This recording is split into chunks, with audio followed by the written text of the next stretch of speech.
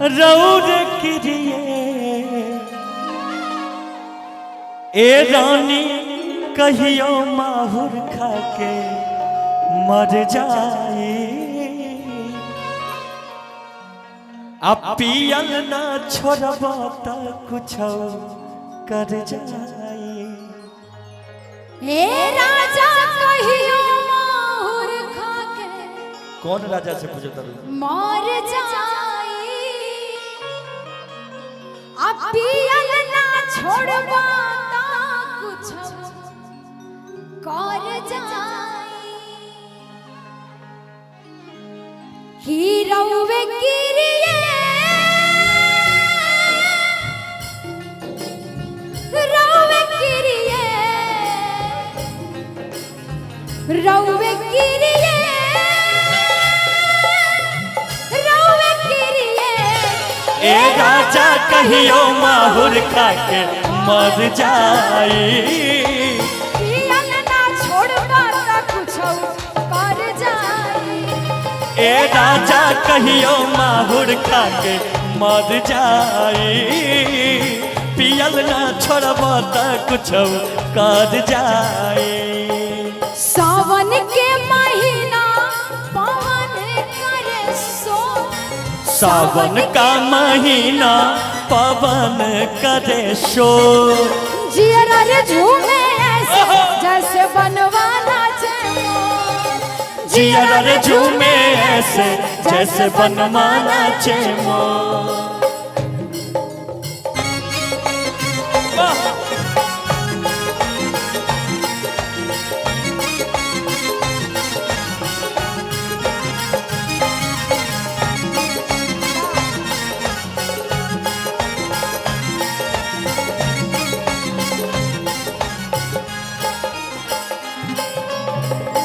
लेकिन ये मेरे को गाना हमारा याद आई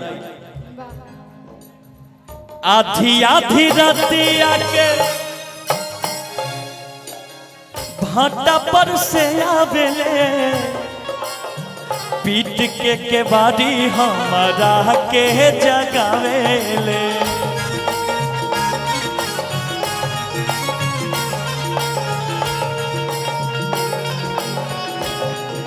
सलोनी उस सब कलाकार के बोलावा था रुपेश चंचल जी ग्रीन रूम में ना बैठे कृपया अपनी सारी सलोनी बोल रही है सिस्टर को हमारो के लगही सुतालिए हमारो के लगही सुतालिए बेटा राउर पी के रोज करले डरामा बेटा राउर पी के रोज करले डरामा। हमरो के लगही सुतालिए आमा हमरो के लगही सुतालिए आमा बेटा राउर मिलल बड़े बड़े कानी कामा बेटा राउर मिलल बड़े बड़े कानी कामा।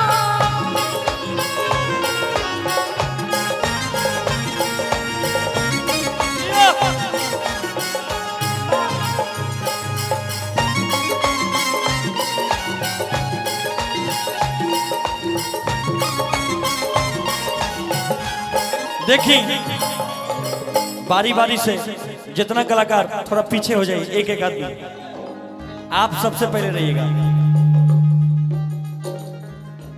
आप रहिएगा यहाँ अभी मुर्गी मारना है सबको बारी बारी से ये लोग बताएंगे सबसे अच्छा मुर्गी कौन मारा जितना लोग हैं वो सब बताएंगे। आज के जज साहब हम नहीं म्यूजिशियन नहीं ये लोग हैं जितने लोग देख रहे हैं जो अच्छा डांस करेगा उसको चाचा जी की तरफ से इनाम मिलेगा है ना। चाचा जी आप बताइएगा कौन अच्छा किया सब लोग आधी आधी राती आके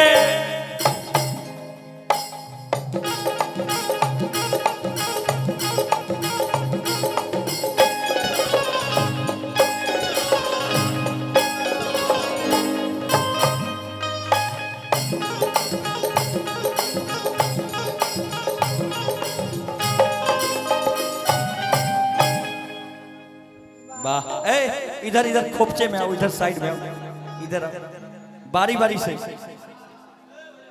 ए बंटी आओ, तू ही बारू एक करंटी आओ। चाचा ध्यान दीजिएगा। आधी आधी रातिया के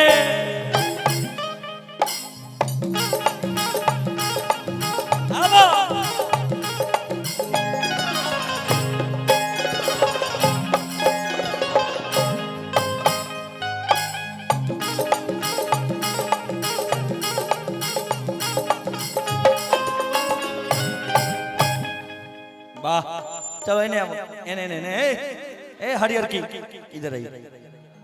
खुशी कक्कर, खुशी केकर, इन्हें हाँ खुशी भाऊजी। आधी आधी राती, ए बाबा आपकी साली आ गई है, थोड़ा ध्यान रखिए। आधी आधी राती आके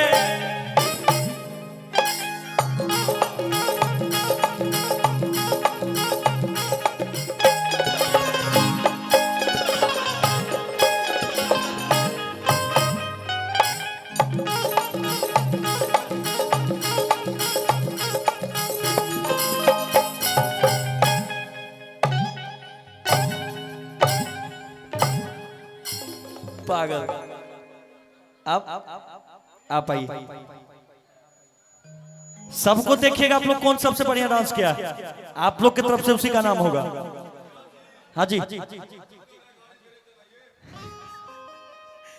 आधी आधी राती आके फिर से ई नहीं हुआ, सोई ना, फिर से लगा दीजिए वही बबली। आधी आधी राती अब तो हमरो मूड बन रहा है डांस करने का, तो क्या करें, नहीं करें? हाँ ठीक है, आप ही करिए, उसके बाद हम करेंगे। आधी आधी राती आके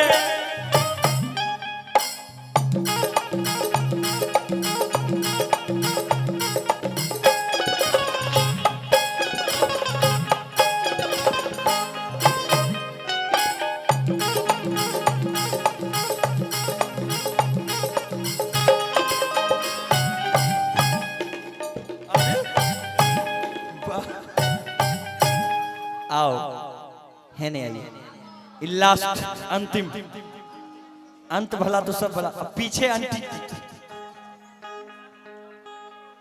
पीछे भी बैठी है, उनको भी नहीं आता। आप अपने बारे में पहले सोचिए कि आधी आधी राती आके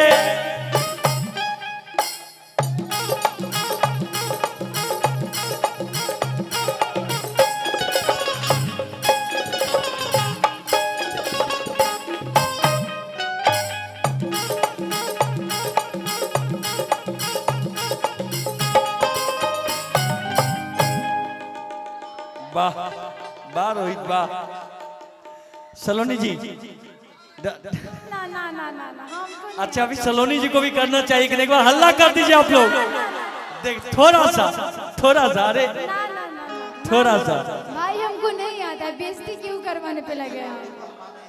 इनको भी नहीं आता है, लेकिन किए कि नहीं? नहीं नहीं, तू लोग को आदत। अच्छा वीडियो नहीं चढ़ेगा आपका, आप आ जाइए। नहीं नहीं नहीं नहीं रुपेश भैया। ना ना ना ना। अच्छा इतना लोग में कौन डांस किया सबसे अच्छा? कौन?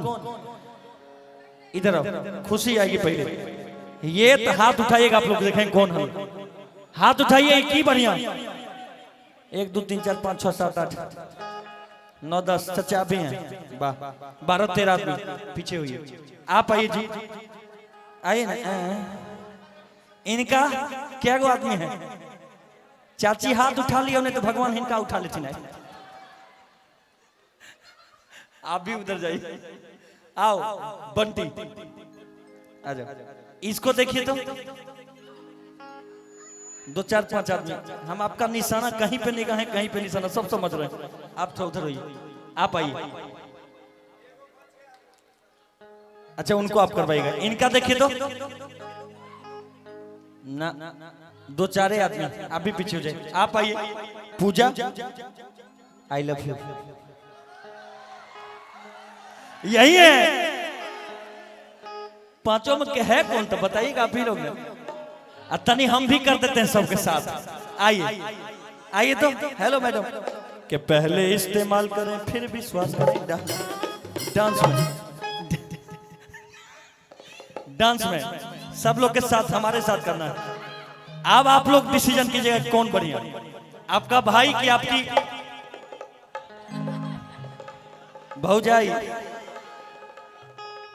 है ना? ठीक है, आओ ना। सलोनी देखिए उसका भी मन हो रहा है, लेकिन आई मन से करिएगा। अभी मन समर्पित, तन समर्पित और यह जीवन समर्पित। रोहित आओ बाबू के आधी आधी रातिया